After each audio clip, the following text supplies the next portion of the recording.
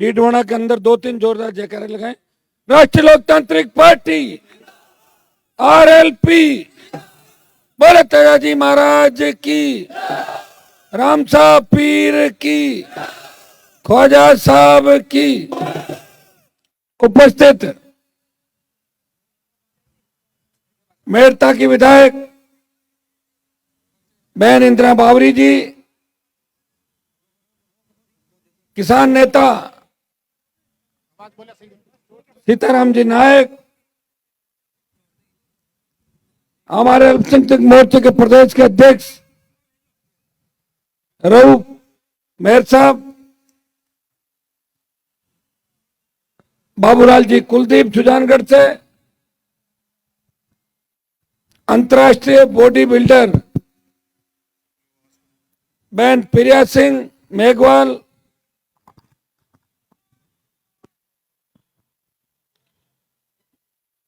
छोटे भाई मदन जी बलारा, गुलशेर खान, पूरी टीम बोलता हूं, राष्ट्रीय लोकतांत्रिक पार्टी का पूरा परिवार, जाखड़ साहब सहित तमाम जिन लोगों ने राष्ट्रीय लोकतांत्रिक पार्टी की सदस्यता ग्रहण करी, उन सबका पार्टी में स्वागत सत्कार और वो परिवार का हिस्सा बने।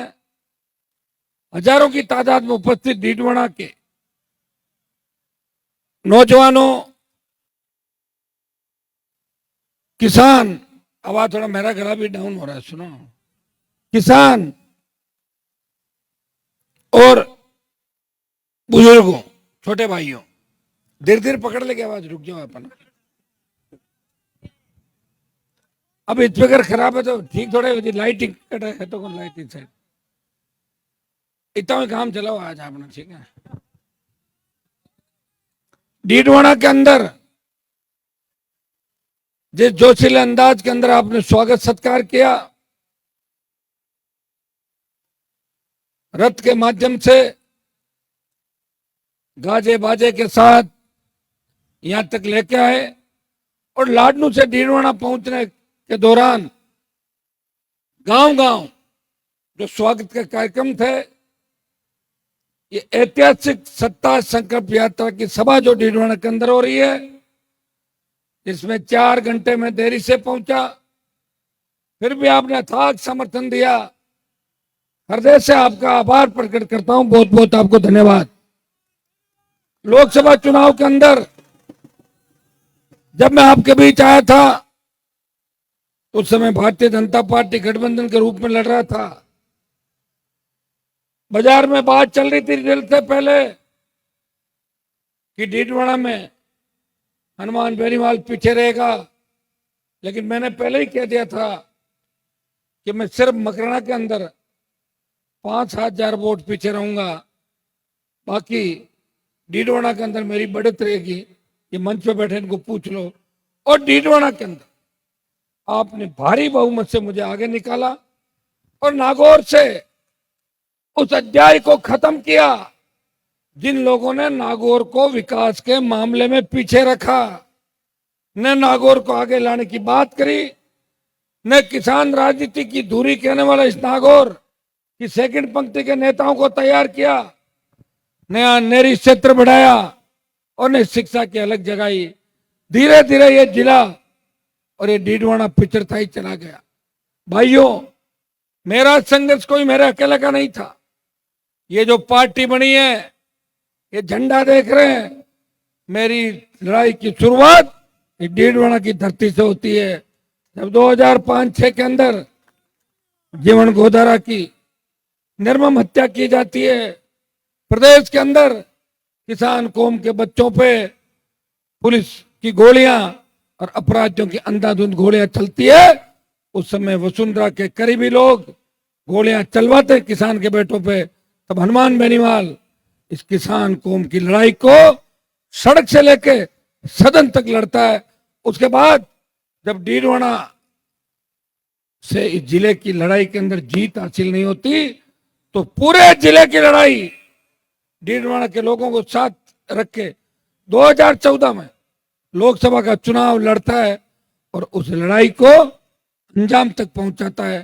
चाहे मैं 2014 के अंदर डीडवाना में पीछे रह गया था।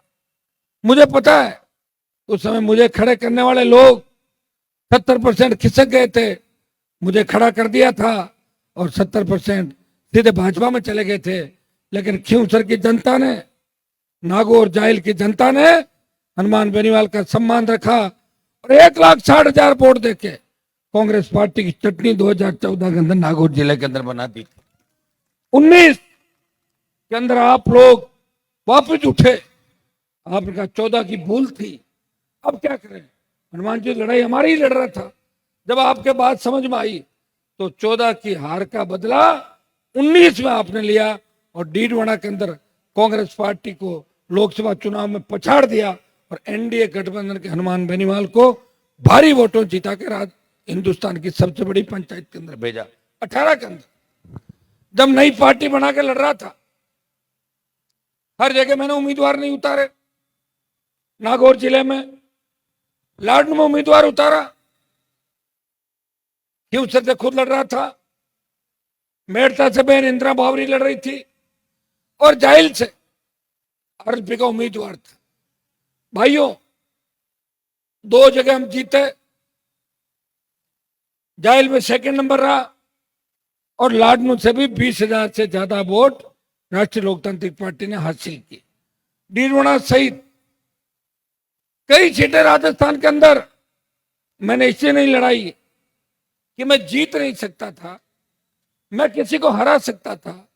और ऐसी स्थिति में आप लोगों ने जैसा कहा मैंने कर दिया, जैसा आपका मन था वैसा उस समय मेरा ही मन हो गया था। इसलिए 15-20 लोग मेरी वजह से राजस्थान की विधानसभा के अंदर पहुंच गए थे।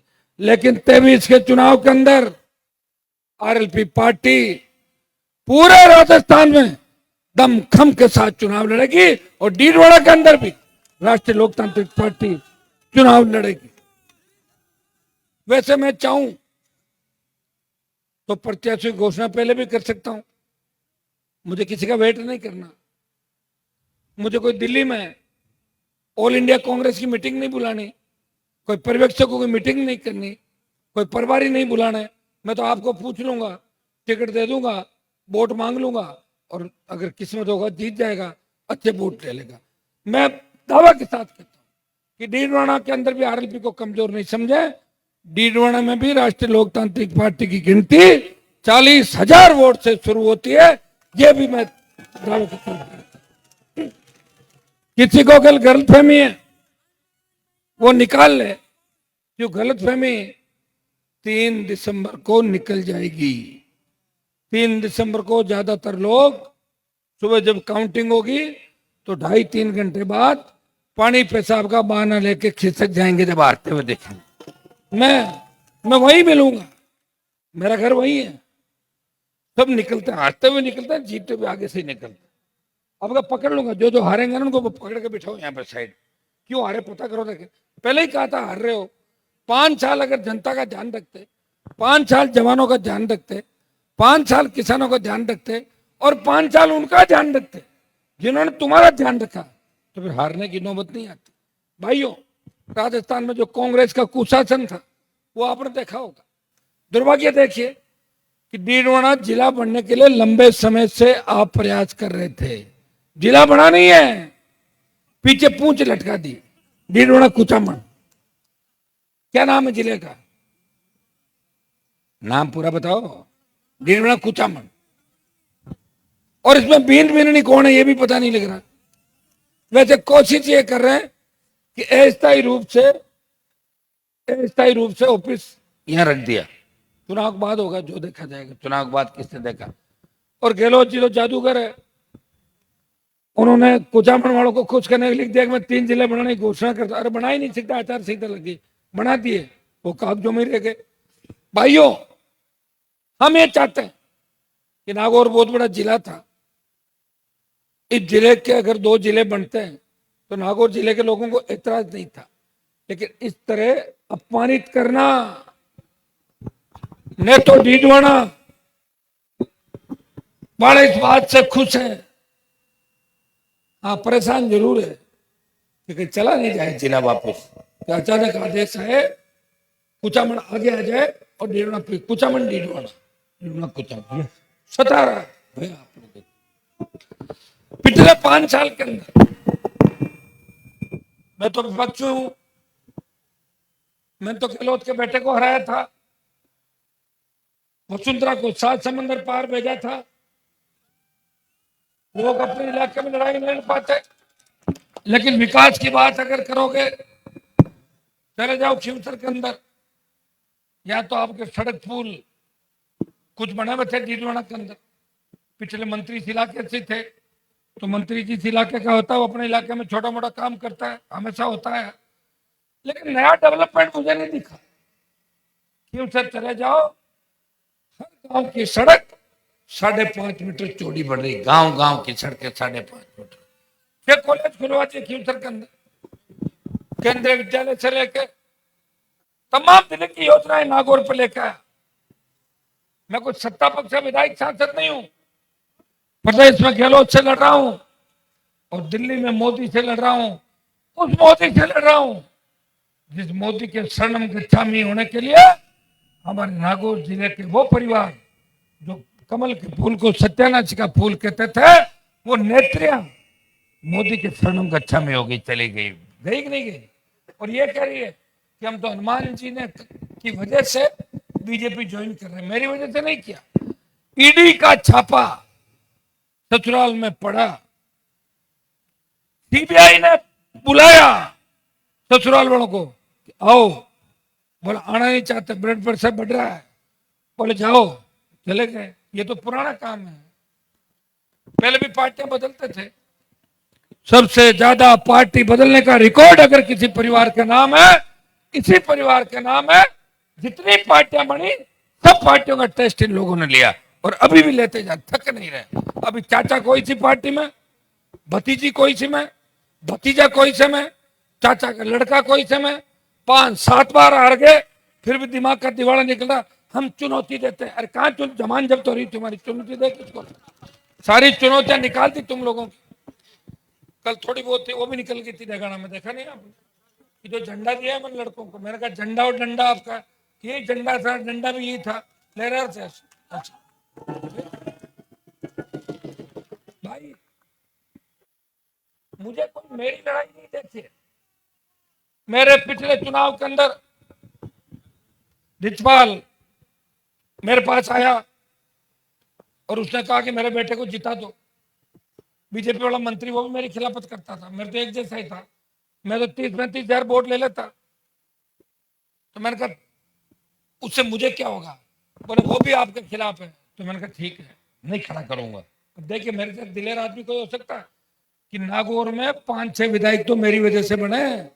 ओ सिया, इधर से चले जाओ, 25-30 का आंकड़ा होगा राजस्थान के अंदर। कोई मुझे मामा बोला, बोला, अपना काम निकाल लिया और जैसे ही काम निकला और बोले कि हम तो हनुमान को ही मिटा देंगे, क्योंकि आदत है पुरानी, उस आदत को छोड़ेंगे कैसे? कई लोगों की यह आदत है, जिनके घर पे नौकरी करी उन्हीं परिवारों को मारा। यह आदत है, आदत जाती नहीं। ये पार्टी अगर स्टेट में बढ़ा के संदेश दिया देश के अंदर। आज दिल्ली में चर्चा चली कि राजस्थान में एक किसान का बेटा खुद की पार्टी बना के लड़ाई लड़ रहा है, वो राष्ट्रीय लोकतांत्रिक पार्टी का सांसद हनुमान बेनीवाल है, जो किसान और जवानों के दम पे कांग्रेस और भारतीय जनता पार्टी को टक्कर दे रहा है। ये नहीं चाहे, अभी मैं बाइट दूंगा इनको भी अब लगा कि चुनाव किस करवट बैठ सकता है, तो ये राजस्थान के अंदर सर्वे करने के लिए निकले। वैसे मैंने राजस्थान का सर्वे कर लिया, कांग्रेस की स्थिति ठीक नहीं राजस्थान के अंदर, और भारतीय जनता पार्टी को रोकना है। रोकोगे कि नहीं रोकोगे? क्या जैसे हाँ ही कर रहे हो, रोक दोगे? अच्छा फर्जी कर दो, 2-4 दिन में टिकट बढ़िया। भाइयों, अगर सत्ता में ये दोनों ही पार्टियां आती है तो 25 साल से मिला जुली का जिनका खेल है, गहलोत के पापों पे वसुंधरा पर्दा डाल रही है और वसुंधरा के कर्मों पे गहलोत ने पर्दा डाला। एक सांपनाथ है, दूसरा नागनाथ है। ये राजस्थान के अंदर स्थिति। एक रोटी है, उसको इधर के से सेकते हैं और एक बार इधर से सेकते हैं। नया चल रहा है राजस्थान के। मेरे साथ, मैं उन नेताओं को पूछना चाहता हूं जो मेरे साथ घूमते थे, कहते थे हम तीसरा मोर्चा बनाएंगे, हम बदलाव करेंगे, शरणम गच्छामी हो गए। कोई वसुंधरा के पैरों में पड़ गया जाके, कोई गहलोत के पड़ गया, कोई मेरे से कूद दूसरी बात करता था, गहलोत की छतरी के नीचे चला गया, कोई दूसरी पार्टी में भाग गया। हनुमान बेनीवाल कहीं नहीं गया, निर्दलीय लड़ा, पार्टी बनाई, पार्टी बना के 3 विधायक लाया, सांसद बना। और जब देश के किसानों को जरूरत पड़ी, हरियाणा यूपी दिल्ली के किसानों ने मदद मांगी, तो हनुमान बेनीवाल ने मोदी की सत्ता को ठोकर मार के 70 दिन देश में अगर आंदोलन किया। नागौर का सांसद था, सत्ता को ठोकर मार के सड़क पर निकला। जब अग्निपथ आया, अगर उसका विरोध देश में किसी ने किया तो नौजवानों के पक्ष में अगर खड़ा हुआ नागौर का सांसद था, जिसने कहा कि मेरे भाइयों के सम्मान में, सेना के सम्मान में मैं मोदी जी रुकूंगा नहीं। जोधपुर में 2 लाख जवानों की रैली करके दिल्ली कूच का आह्वान किया। परिणाम ये हुआ कि 25% पहले अग्निवीर को रखने की बात थी, अब 50% में मोदी सरकार आ गई। एक होंकार ललकार दिल्ली की तरफ भरेंगे, अग्निपथ को भी वापस करवा देंगे। ये बार बार जो ईडी, पेपर लीक, बजरी माफिया, अपराध, दरिंदगी राजस्थान के अंदर, किसानों की आत्महत्या, जवानों में बढ़ता नशा, बढ़ता अपराध, छात्रों की आत्महत्याएं कोटा में, कौन जिम्मेदार इसके लिए? डीडवाना के अंदर बैठे हो, स्कूल में हमारे बेटा बेटी पढ़ते हैं, उनकी उम्र का अंदाज मत करो। 5 साल, 8 साल, 10 साल की बेटी बेटा है और 10 मिनट घर आने में लेट हो जाता है तो माँ बाप सोचता है मेरे बेटा घर क्यों नहीं, आप पता करो। ऑटो वाले से, बस वाले से, स्कूल में 3 बार। इतना अनजाना भेद सता रहा इस राजस्थान को, कौन जिम्मेदार है इसके लिए? गहलोत, वसुंधरा। इस राजस्थान को बर्बाद किसने किया? इस राजस्थान के माथे पे अपराध का कलंक किसने लगाया? इस राजस्थान के माथे पे बदनामी का कलंक किसने लगाया? तो वसुंधरा गहलोत के गठबंधन ने इस राजस्थान को बर्बाद किया। जब सरकार गिर रही थी, खुलेआम पैसा बंटा। जो गहलोत के साथ थे वो भी पैसा ले रहे थे और जो दूसरे कैंप में गए वो भी ले रहे थे। कोई बचा ही नहीं बिना लिए। बच्चे तो वो थे जो 12 से 7 थे, वो भी बच्चे में थे। जो कैंपों में चले गए ले लिए, किसी ने कोई सेटलमेंट कर लिया, किसी ने कोई कर लिया। ज्यादातर यही हालत है। भ्रष्टाचार के सारे रिकॉर्ड तोड़ दिए। इतना भ्रष्टाचार नहीं था इस राजस्थान में।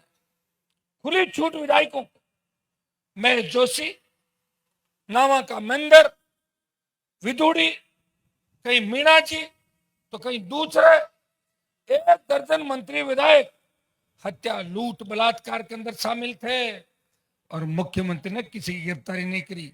ये तो मैं था जो गरीबों को न्याय दिलाने के लिए खड़ा रहा। कम से कम उनके परिवारों को अंदर पकड़वाया, नहीं तो उनके परिवार भी निकल जाते। कौन लड़ता लड़ाई, बताओ मुझे। क्या आप डीडवाना के एमएलए साहब गए थे क्या नावा में न्याय दिलाने के लिए? गए थे। जब कुचामन के अंदर अभी मेघवाल समाज के 2 बच्चों को कुचला था तो कहां गया था आपके विधायक? बताओ। मैं ही था सड़क पे, मैं ही लड़ रहा था कि उनको गलत तरीके से मारा है, अन्याय करने वाले जेल के अंदर होने चाहिए। तब लोगों ने कहा कि हनुमान बेनीवाल अपनों के लिए नहीं लड़ता, वो सबके लिए लड़ता है, सर्व समाज के लड़ता है और सर्व समाज को न्याय दिलाता है। भाइयों, कहना और करने में बहुत अंतर होता है। 2 टाइम नहा लो, कपड़े बदल लो, डीओ लगा लो, मौज मस्ती कर लो, मसाज कराने के लिए बाहर चले जाओ, पकड़ा तकड़ी हो कईयों की हो जाती है, कई की होते तो बच जाती है। यूं ऐसे यूं चल रहा। फिर क्या करोगे बताओ मुझे? मैं घूम रहा हूं ना खुला, मुझे तो चिंता नहीं है, मैं चिंता नहीं करता। हाँ, मुकदमा मेरे खिलाफ ही दर्ज हुआ है, लेकिन हुए हाईवे जाम के, संघर्ष के। सजा भी हुई, आपके लिए हुई, आपके लिए लड़ते लड़ते सजा भी हो गई थी। एक बार स्थिति ये आ गई कि चुनाव नहीं लड़ पाऊंगा, लेकिन ईश्वर की कृपा थी। उस जज के सामने जब हमने खुद ही बात करी, उन्होंने कहा गलत है, इसमें आप बरी हो, बरी कर दिया। वसुंधरा सीएम थी, बोले मैंने कहा कैरियर खराब कर दूंगी। कैरियर कोई खराब नहीं कर सकता, ऊपर वाले की इच्छा होती है वही काम होता।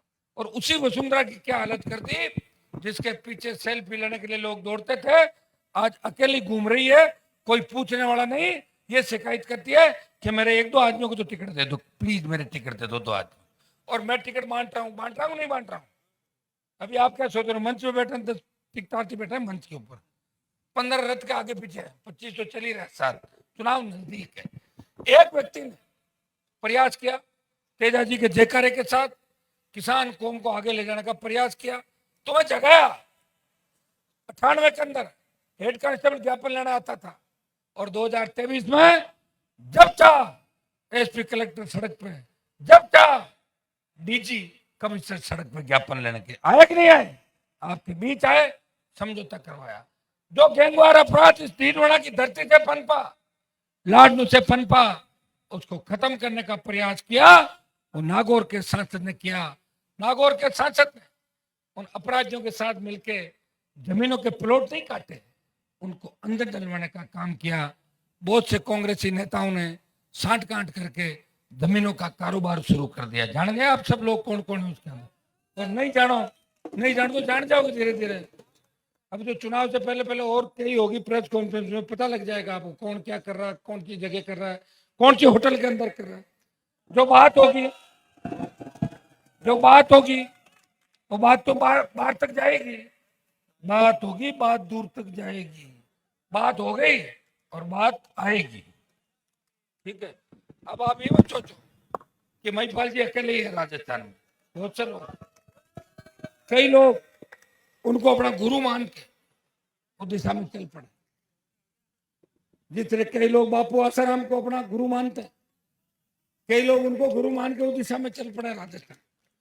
ये नौजवान है, सत्ता का आनंद लेके, और सत्ता के साथ तो आपको पता है कि सत्ता के साथ ये चीज तो चलती रहती है, तो सत्ता के साथ इन चीजों में इतने उलझ जाते हैं कि बाद में डिप्रेशन का शिकार होना पड़ता है। और चुनाव अगर हार जाएंगे तो रोड पे पत्थर भी फेंकेंगे, उड़ो बाटा फेंके, तो सही है, ये तो होना ही है। हर कोई लड़ नहीं सकता। एक बार कोई विधायक बन जाए, गलतफहमी नहीं होनी चाहिए, जब तक दोबारा नहीं बने वो नेता नहीं होता। एक बार तो ऐसे ही बना देते लोग कि जो हराने के लिए जिता देते, 2 3 4 बार बने, पार्टी बना के बने। मेरे से चुनौती मुझे नहीं दे सकते। जो रात को मेरे से मिलना चाहे और दिन में क्या हनुमान को हम क्या समझते हैं, उन लोगों का अब 23 में इस जिले के अंदर कुछ भी नहीं बटेगा। इस बार सारी जिले और राजस्थान के अंदर जो मेहनत के लोग हैं उनको आगे लाने के प्रयास करेंगे। 18 के अंदर हमसे भी कुछ गलतियां हुई होगी, नई पार्टी थी, 19 में इनको भी सल्टाना था बड़े लोगों को, कोई बातचीत हो गई होगी। आखिर हम भी इंसान हैं, 50 लोग आके कहते हैं हनुमान जी आप ये काम करो, ये मत करो, करना पड़ता हम लोगों को। जो आप कहोगे हम करेंगे, हम कहते हैं आप हमारा ध्यान रखते हो। लेकिन 23 में एक ही चीज का ध्यान रखेंगे कि प्रदेश में कोई किसान कर्जे के बोझ के तले आत्महत्या नहीं करे, डिग्री से पहले रोजगार की गारंटी हो, फ्री बिजली, टोल मुक्त राजस्थान, सशक्त लोकायुक्त, और किसानों का राज राजस्थान में हो। भाई सत्ता के बहुत करीब हो, सत्ता का सिंहासन नजदीक है। ये वोट जो दिख रहा है राजस्थान के अंदर, कोई बीजेपी की लहर नहीं चल रही है और कांग्रेस भी रिपीट नहीं हो रही है। फिर आ कौन रहा है ये तो बताओ। 90 लाख तो तुम नए बच्चे हो, वोट डालोगे, और पुराने जो 80 लाख वोट मिलके आए थे और वो पूरी सीटों में मिलके आते तो कितना बड़ा वोट राजस्थान के अंदर होता है। अगर 4 करोड़ वोट पोल होता है, जिनमें 1.5 करोड़ वोट सारी पार्टियां ले जाती है और 2.5 करोड़ कांग्रेस बीजेपी के पास आता है, तो गवर्नमेंट किसी की नहीं बनेगी, हंग असेंबली आ जाएगी, लटकती हुई विधानसभा। लटकती हुई विधानसभा आ गई तो तुम्हारी सरकार बनेगी, यह भी तय है। तैयारी कर लो, अपनी ताकत को पहचानो। लेकिन डीडवाड़ा की सीट आरएलपी को देनी पड़ेगी, दे दोगे क्या? कैसे दोगे? चलो मुझे बताओ, हो करने से कहां से हो गया? मैं तो 2014 में घूमा था ना लोकसभा चुनाव, मेरो का खड़े हो जाओ खड़े हो जाओ, और 12-13 हजार वोट दिए थे। इतने है थे 12-13 हजार ना ना। मैं जिसको कैंडिडेट बनाऊंगा, बोतल के चिन्ह पे वोट डाल दोगे? तुम्हें ये नहीं देखना है कि कौन हार रहा है या कौन जीत रहा है, तुम्हें हनुमान बेनीवाल को मजबूत करना है।